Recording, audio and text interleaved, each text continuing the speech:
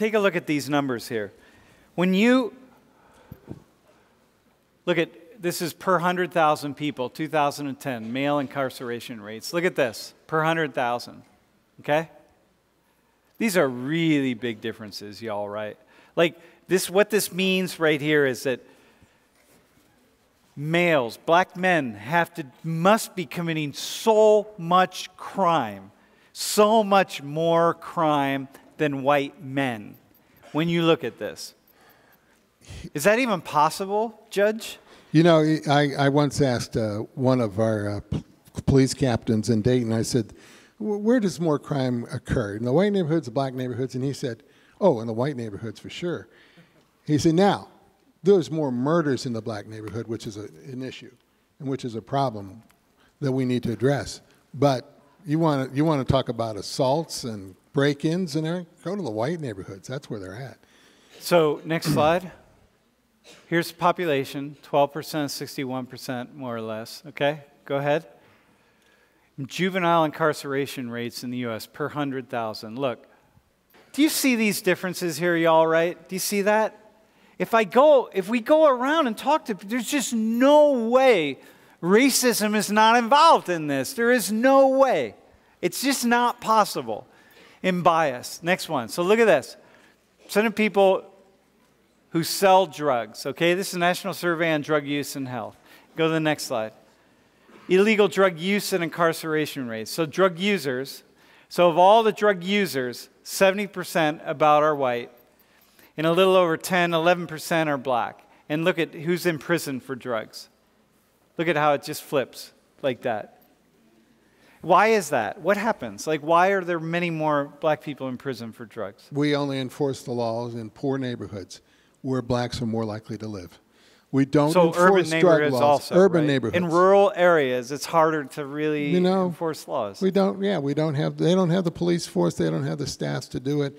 You want to get a grant from the Justice Department to beef up your staff or whatever. Tell them you're going to do drug enforcement, and you'll get a grant, and you'll get to go do it.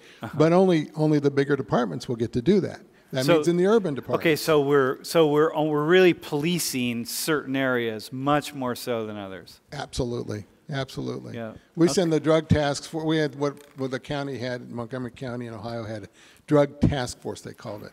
But they rarely patrolled the suburbs. They were almost always in the city. Dude. And that's where they did it. All right, next one, man. Here's arrest rates for marijuana possession by race. Just look at this. Arrest rates per 100,000 people. Look at it.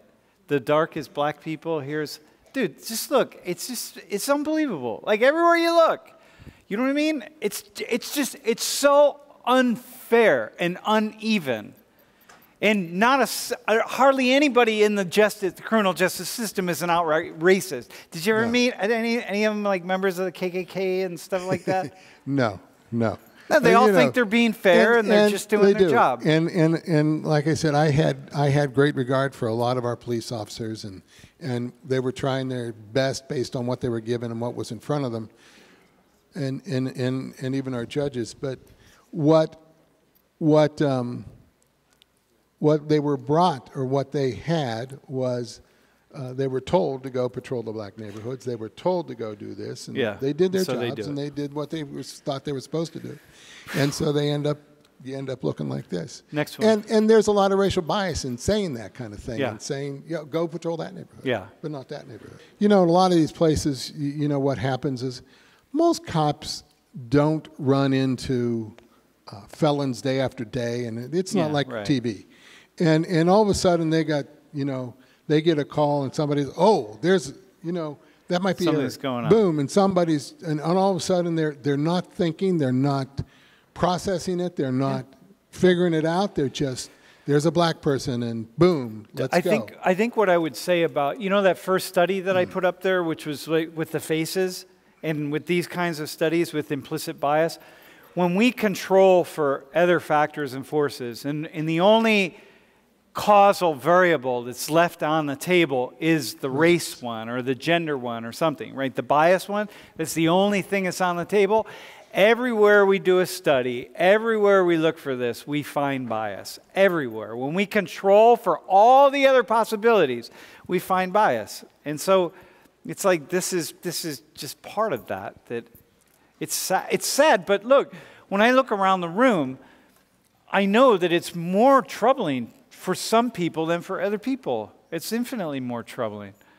I told a story about the time when I got pulled over by the police and we were smoking, doing bong hits and beer, and the window got rolled down and the smoke came, but the cop even got high after we rolled the window down because he breathed in the smoke, and it was like the guy, and all he did was ask for our potato chips because he had the munchies already. All right, but anyway.